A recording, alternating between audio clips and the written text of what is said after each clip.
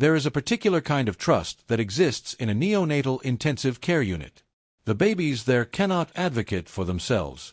They cannot call for help. They cannot understand what is happening to them. Their lives are entirely in the hands of the nurses and doctors around them. Parents who leave their premature or critically ill newborns in neonatal care do so with complete, necessary, absolute trust. Between June 2015 and June 2016, something went catastrophically wrong in the neonatal unit of the Countess of Chester Hospital in England. An unusual cluster of infant deaths and collapses, far above anything the unit had ever recorded, began to terrify the doctors and nurses working there. Stable babies suddenly deteriorated. Babies who were improving suddenly crashed. And 7 of them died.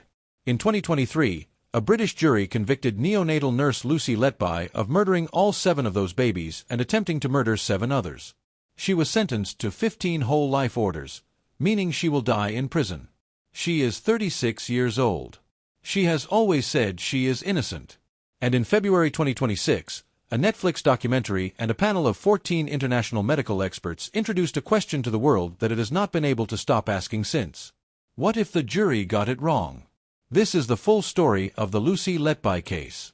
Lucy Letby was born on January 4, 1990, in Hereford, England. She was, by every account from those who knew her, an unremarkable and entirely ordinary young woman. She took salsa dancing classes. She was described as quiet, shy, and dedicated. She frequently volunteered for overtime shifts. She studied child nursing at the University of Chester and earned her qualification in 2011. She began working at the Countess of Chester Hospital the following year, in the neonatal ward, the unit that cares for premature and critically ill newborns. By the spring of 2015, she had qualified to work in the neonatal intensive care unit, the most critical tier of care for the most vulnerable babies. Ward manager Arian Powell, who had worked with Letby from the beginning, described her as an exceptionally good nurse, hard-working, flexible, and committed to her patients to an extraordinary degree. Then, in June 2015, the deaths began. Within the span of just a few weeks in the summer of 2015, 3 babies suffered sudden catastrophic medical events in the neonatal unit and died.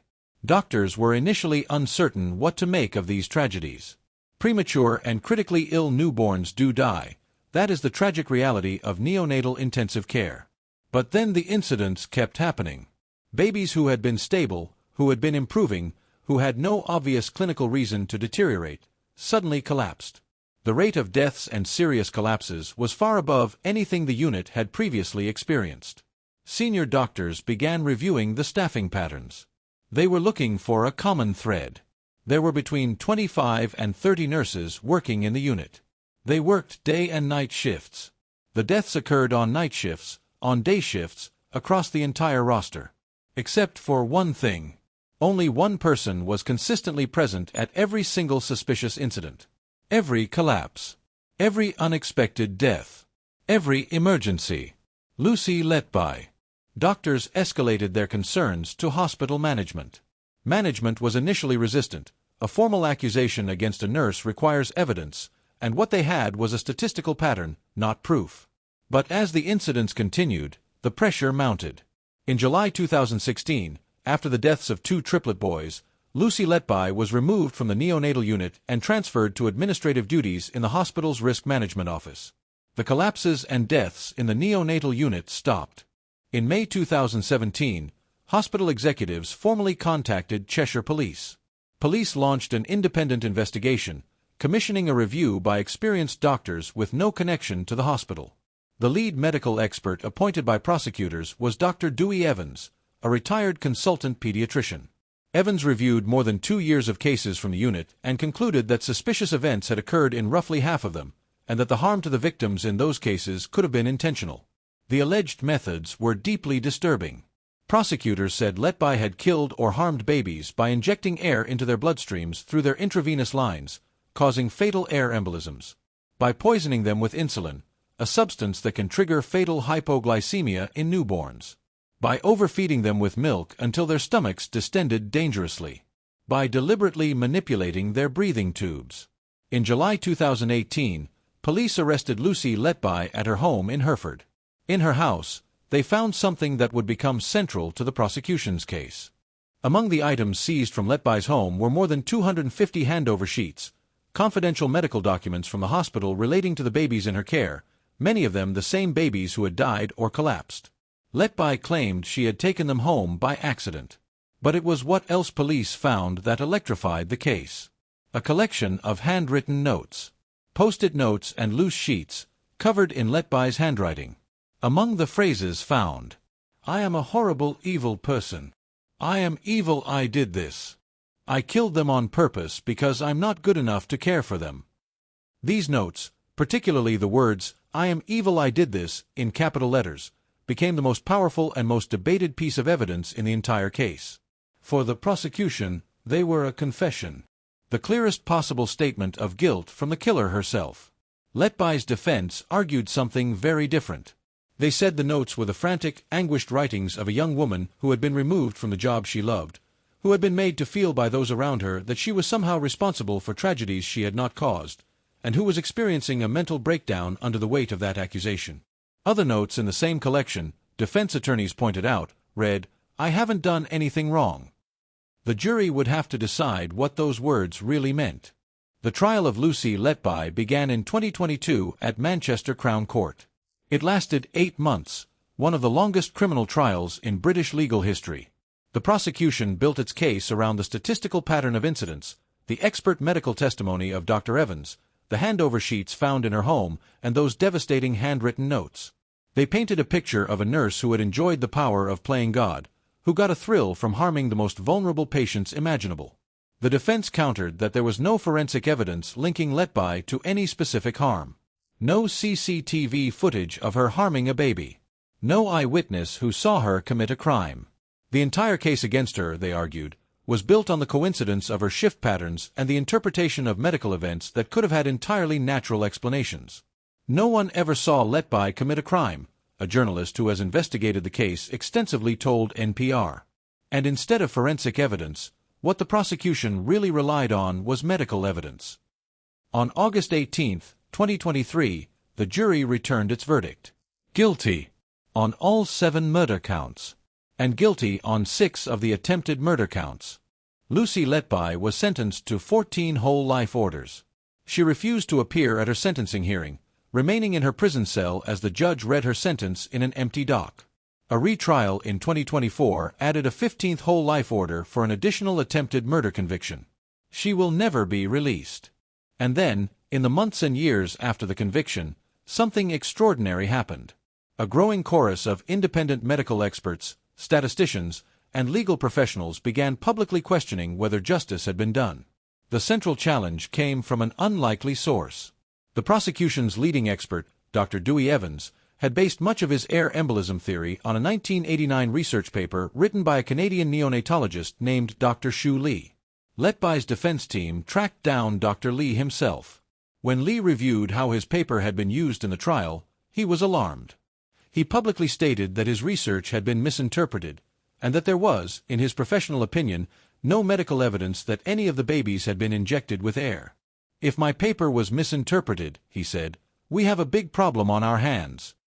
In February 2025, Dr. Lee assembled a panel of 14 international clinicians, neonatologists, pediatricians, and medical specialists from multiple countries, who collectively reviewed the 17 cases from Letby's trial. Their conclusion was stark. They found, they said, no medical evidence to support malfeasance causing death or injury in any of the 17 cases. They attributed the infant deaths to natural causes, or to poor medical care in what they described as a failing, underfunded hospital unit. "We did not find any murders," the panel concluded. Even Dr. John Gibbs, the consultant pediatrician who had originally raised concerns about Letby and reported the pattern to hospital management, acknowledged in the Netflix documentary that a small part of him worried the wrong conclusion had been reached. "You worry," he said, "that no one actually saw her do it." On February 4, 2026, Netflix released the investigation of Lucy Letby, a 90-minute documentary featuring never-before-seen police footage of Letby's arrests, footage from her interrogations, and interviews with investigators, a former colleague, and the parent of one of the victims. It brought the case to an audience of hundreds of millions of people worldwide. And it deepened the divide. Supporters of the conviction pointed to the overwhelming consistency of the pattern, The fact that a quiet hospital's death rate spiked precisely during Letby's shifts and fell when she was removed. They pointed to the handwritten notes. They pointed to the families of the babies, who have found the growing campaign to question the verdict deeply upsetting. Critics of the conviction pointed to the absence of forensic evidence, to the contested medical science, to the fact that in January 2026, the Crown Prosecution Service declined to charge Letby with the deaths of 9 additional babies investigated by police, citing insufficient evidence. This decision, her defense attorneys argued, raised serious questions about the reliability of the original prosecution. In February 2026, Letby's defense team submitted 31 expert reports from 26 international specialists to the Criminal Cases Review Commission, the independent body that investigates potential miscarriages of justice. The CCRC's review is ongoing. 2 appeal attempts in 2024 were rejected. The bar for overturning a jury conviction in the United Kingdom is extremely high. Also in 2025, 3 former senior executives at the Countess of Chester Hospital were arrested on suspicion of gross negligence manslaughter, raising further questions about what the hospital's leadership knew and when. This case places 2 devastating possibilities side by side, and there is no comfortable place between them. If Lucy Letby is guilty, if she truly injected air into the bloodstreams of premature babies, poisoned them with insulin, harmed them deliberately in the unit where she was trusted to protect them, then she is one of the most disturbing criminals of the modern era, and 15 life sentences is precisely where she belongs. If she is innocent, if the deaths and collapses in that unit were the result of natural causes in a failing hospital, and a young nurse was convicted based on a statistical pattern and a research paper that its own author says was misinterpreted, then one of the most serious miscarriages of justice in British legal history is currently unfolding in a prison cell. The families of the babies who died have lived through something unimaginable regardless of which answer is true. They lost their children. They deserve answers they can trust. And those answers, as of June 2026, have not yet been settled. The Lucy Letby case is unlike almost any other in recent true crime history, because the most important question in it is not just, who did it? But, did anyone do it at all? A jury said yes. 14 international medical experts said no. The Criminal Cases Review Commission is still deciding. The babies who died in that neonatal unit between 2015 and 2016 were real. Their families' grief is real. The destruction of Lucy Letby's life, whether by her own crimes or by a catastrophic miscarriage of justice, is real. What we are watching in real time is justice itself being tested. And the outcome matters, not just for Lucy Letby, not just for the families of those babies, but for every person who has ever placed their trust in a hospital, in a court, and in the systems designed to protect us all. Subscribe to Quick Crime Vault. Every case in this vault deserves to be told fully, especially the ones without easy answers. We'll see you in the next vault.